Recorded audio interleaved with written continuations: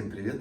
Сегодня хотел вам показать однокомнатную квартиру в Днепровском районе, возле Дарницкого района, в районе Мега-Сити, Харьковского шоссе, улица Двинская, 1.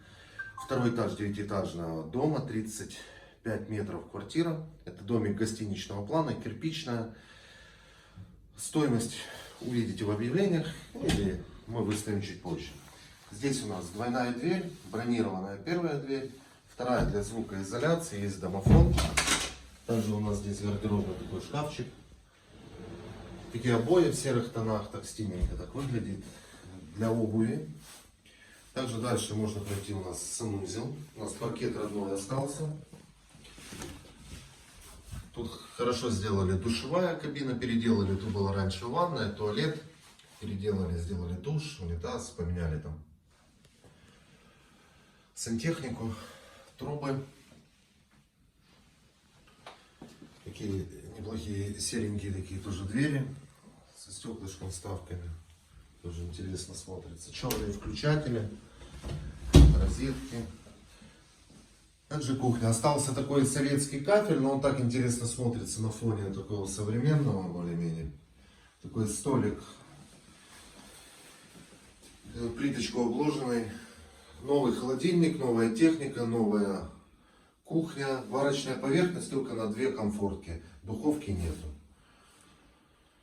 Также стеклопакеты, кафель.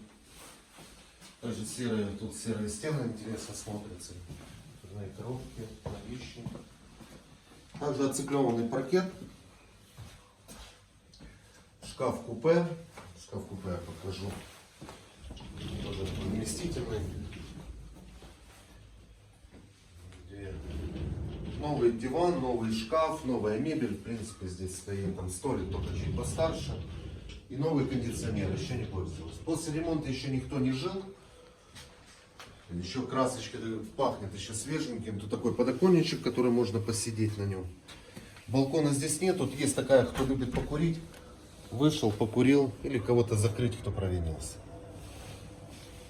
Ну там типа пришел вечером, перегарчик, все дела. Надо подышать. Шутка. В принципе, квартира очень уютная, очень такая симпатичная. Но здесь местечко подходит тем, кто до метро далековато. Тут есть станция электрички, Дарницкий ЖД вокзал. До Ленинградки минут 10 пешком шагать.